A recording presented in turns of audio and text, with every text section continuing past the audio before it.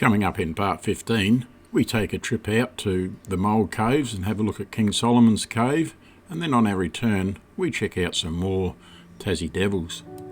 We return back to Launceston with the caravan and we go up and have a look at Batman Bridge as it crosses the Tamar River. We check out Beaconsfield, have a look at some seahorses and watch some echidnas as they walk amongst the tourists. We take a drive up the very spectacular Jacob's Ladder, so all that and more coming up in this video. I'm Mick and this is Sally. Together we've been caravanning Australia since the 1980s, and more recently we started to put the videos together just to show you some of what we see out there. There's a lot to see in Australia and we hope you enjoy what we have here to show you. You can follow us on our trips via the following social media platforms. If you like the following video, please subscribe to our YouTube channel. G'day everyone and welcome to the start of another video. We're still in Deloraine and quite a bit to see here. We're going to go out later on today and have a look at some caves, and then we only got tonight here and we're moving again tomorrow, but we'll catch you along the way. Even though it was a short drive out to see these caves, it gave us the opportunity once again to have a little bit of a more of a look of the countryside of Tasmania.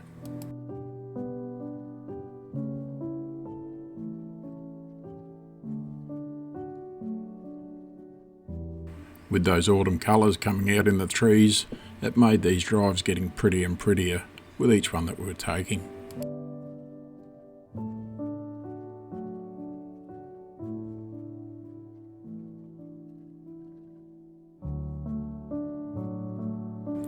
After a short wait in the car at the car park, we took the very easy walk that took us down to the entrance of King Solomon's Cave.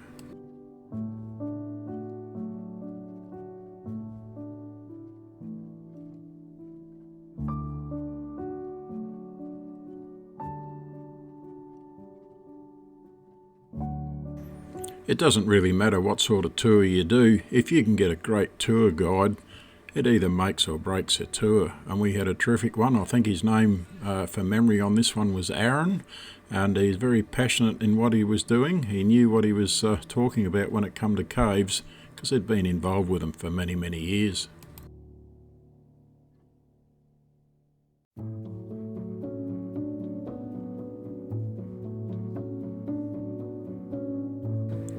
This cave had a lot of very narrow walkways and as we're looking here, some very big open spaces, but if you're a little bit claustrophobic, I think this cave might be an issue.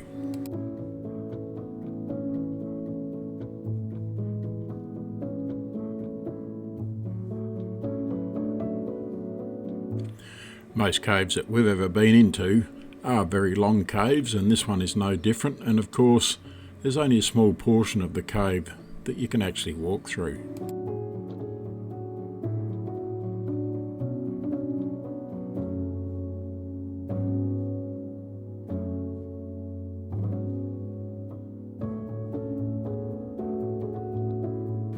At the completion of our cave tour, we returned back to the car park via a different path.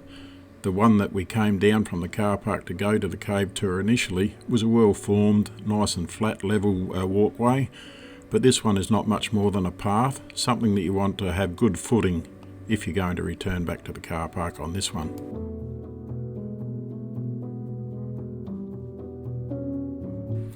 Once we'd left our cave tour, between the Mole Creek Caves and Deloraine, is the Troana Wildlife Sanctuary, and I hope I've pronounced that correctly.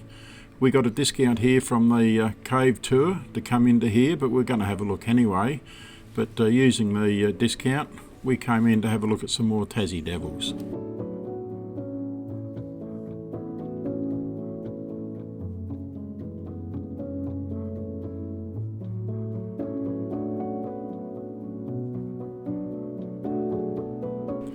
The handler actually went in with these Tassie Devils here. She was going to try and pick up this one that wants to come and bite her on the back of the leg, but on the day it didn't want to be picked up.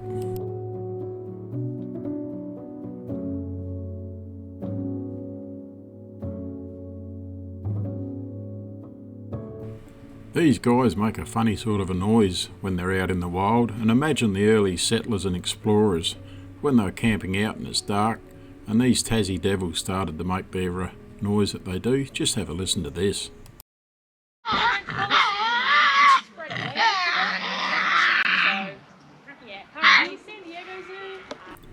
Those early explorers must have wondered whether they're going to survive the night, and I'm sure they camped very, very close to their mates alongside them.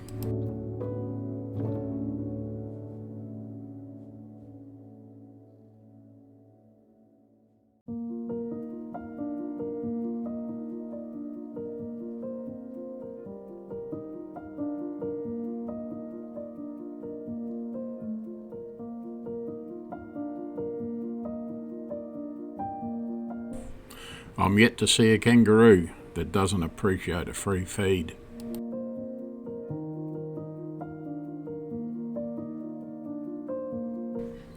We're loving these short drives when we move with the caravan with such short distances to travel, and at the end of this series of videos we'll put together a cost expense that will show how cheap it was for us to move around Tassie with the caravan.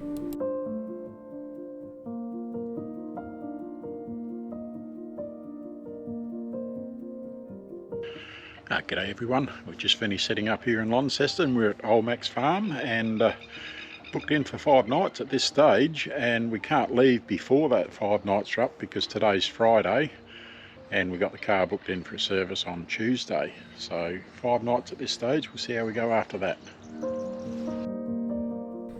We're loving Old Mac's farm. It's such an ideal location to stop at in Launceston, making it easy for us to do what we needed to do in the area.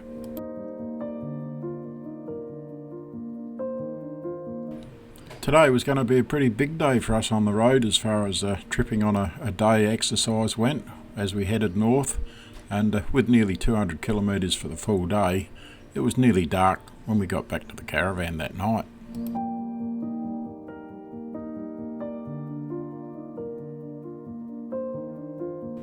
As you travel around and you talk to different people and you get different ideas of what you want to go and see, and you realise in amongst the conversation then that if it wasn't for things like the internet where you see photos of things such as this Batman Bridge here that we're going over now as it crosses the Tamar River, we probably wouldn't even know they existed, but we'd seen photos of this one and we made sure that we included it on our itinerary as we drove around today.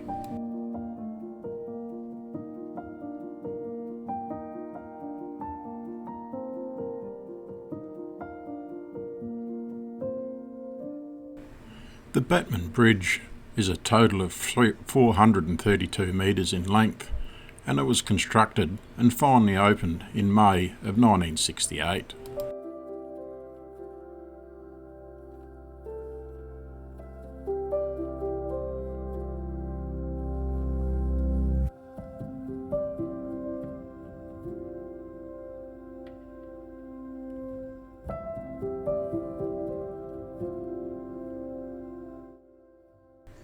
From the Batman Bridge, we made our way towards Beaconsfield, and it was there that we're going to have a look at the Beaconsfield mine. Now, this is the mine that involved the mining disaster that Brant Webb and Todd Russell were involved in many years ago.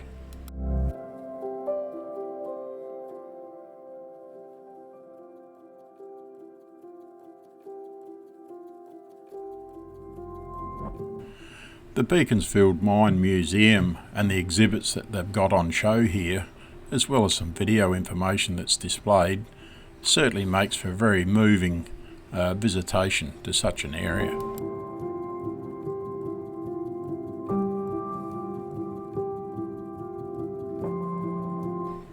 As we look at the cage that's been repositioned within the museum that the 2 miners were trapped in, it certainly pulls the heartstrings and make you realise such an ordeal that they must have gone through. From the mine, we made our way to Beauty Point, where we were going to have a look at some sea horses, some platypus, as well as some echidnas walking amongst the tourists. and it's located here in these two buildings as seen out on the water.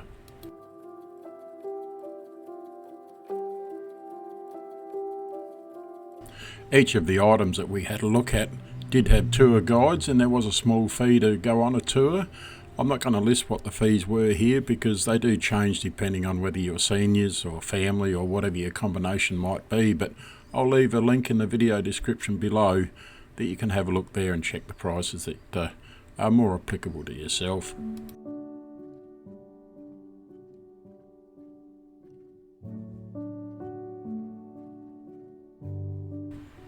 Seahorses can be very colourful, and there was certainly a mix of colours that were on display for us today.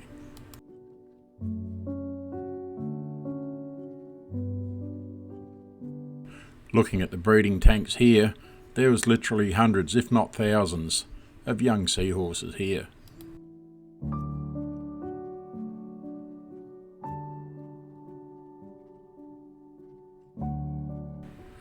We had noticed that the seahorses seem to, or appear as though they can see people as they're walking around, and I did ask the tour guide if they had good eyesight, and he said yes, they see us walking around and they come up to the glass like they are here, looking for food.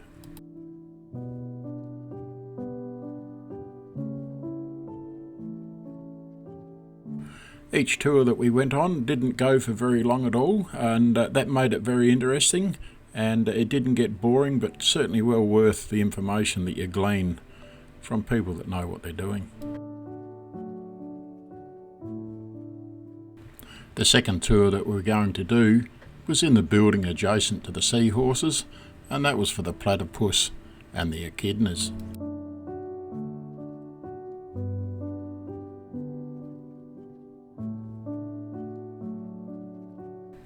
While you're on the tour with the platypus, not only do you stand alongside the tanks that allow you to watch the platypus swim underwater, but as we can see here, you can also stand above the tank and view them from the top.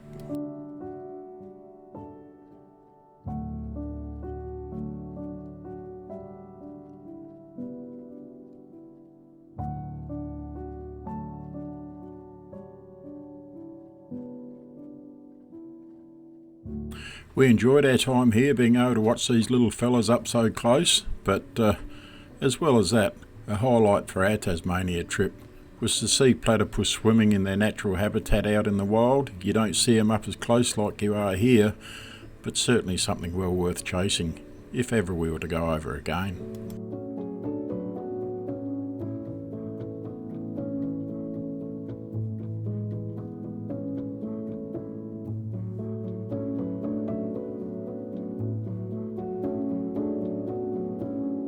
The guided tour of the platypus also included the tour of the echidnas. Now these echidnas are bigger than what we see on the mainland, certainly bigger than what Sally and I have seen, and it's amazing to see how friendly they are and how they're willing to walk amongst people. Once the food bowls were empty, they'd go up to people and look at them like this one is, as to say, come on, give me some more.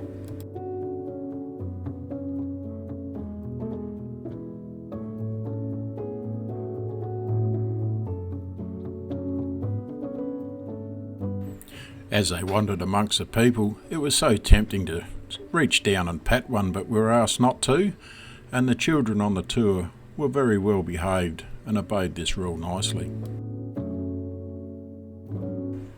After leaving Beauty Point, we went back and crossed the Tamar River using the Batman Bridge and went up the eastern side as we headed north past Georgetown. 7 kilometres north of Georgetown is the Lowhead Lighthouse, and that was established in 1833.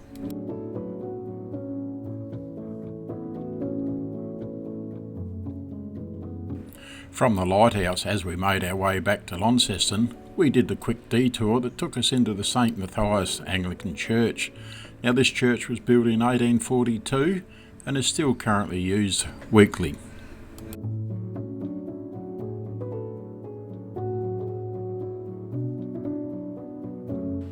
Today was a day that we're going to go up to Ben Lomond and have a look at Jacob's Ladder.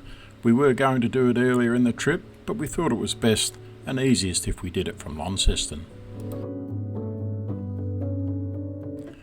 Ben Lomond is one of Tasmania's ski resort areas, and Jacob's Ladder is a steep windy road that takes you up to the resort.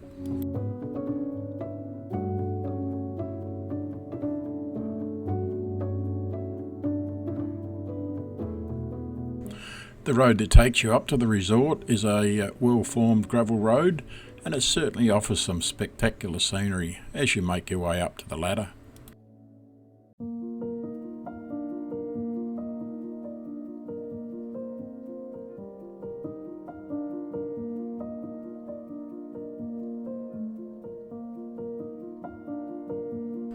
As we reached the base of the ladder and started to look out across the scenic view that we had, we could see that the fog was starting to roll in, and it leaves that element of doubt in your mind as to whether you should continue to go up with the fog rolling in, but we took a chance on it and we were very pleased that we did go up.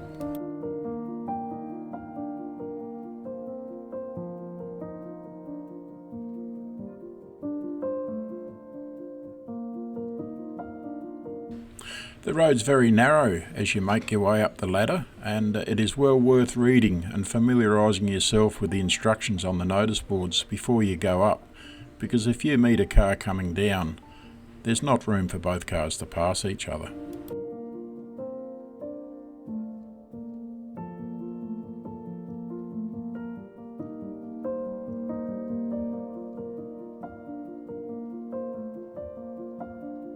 Make sure as you're going up that you're watching that road and not looking at all the scenic views that might be out your window to the side, because not everywhere is there a fence like there is here at the moment, and if you go off the edge, it's a very, very long way down to the bottom.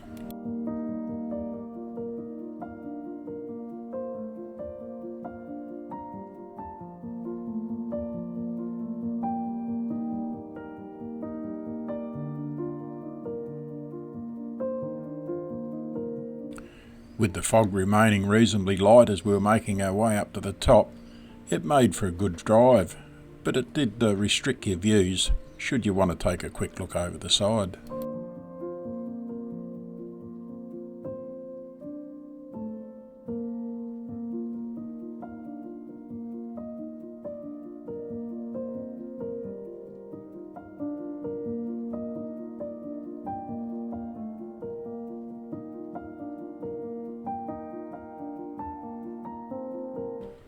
It's a slow drive to the top, but certainly one that's well worth taking.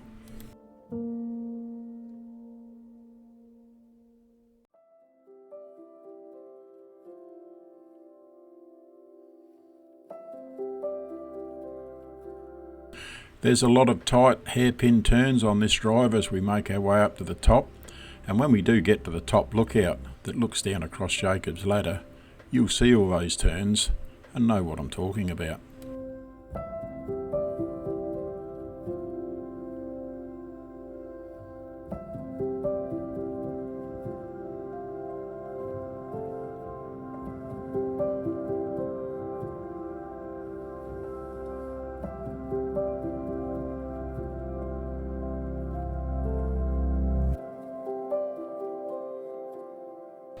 Just as we reached the top, the fog really came in heavy, and as we looked down across Jacob's Ladder from the lookout, it was almost impossible to see where we'd just driven.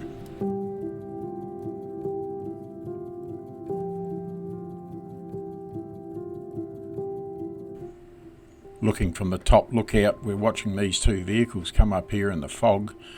I'm not quite sure what happened here. The first one stops on this hairpin bend and the second one comes up behind it and also stops as well. I think they chickened out at this stage, perhaps because of the heavy fog, and somehow or another they managed to turn around and go back down, but unfortunately another vehicle comes up behind them and they've got the road blocked, so you need to be very careful and thoughtful what you do when you're coming up the ladder.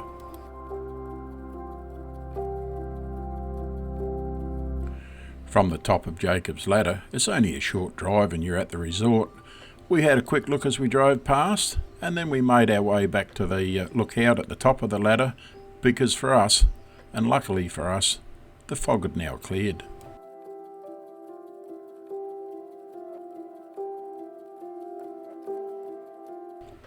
It was very cold standing out on that lookout, but the views were magic, and with the fog now gone, we had a very crystal clear view of the ladder as we look at it now.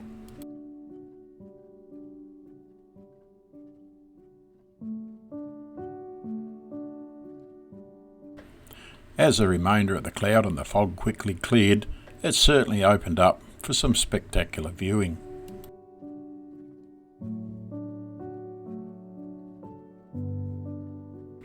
With the interior of the car being a bit warmer than what this outside air was, it was time to head back to the car and start to go down the Jacob's Ladder.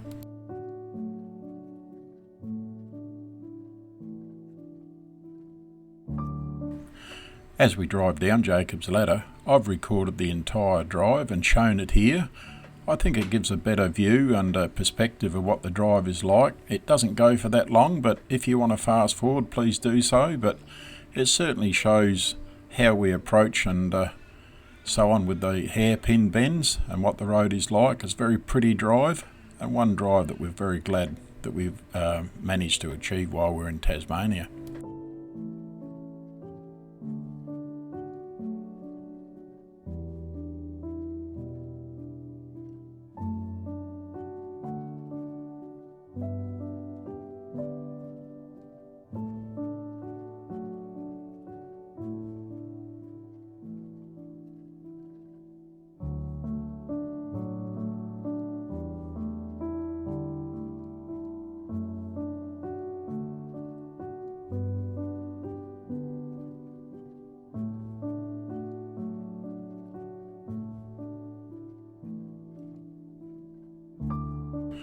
The views that are on offer as we go down Jacob's Ladder certainly offers the driver the better opportunity to see what is out there versus when you're driving up.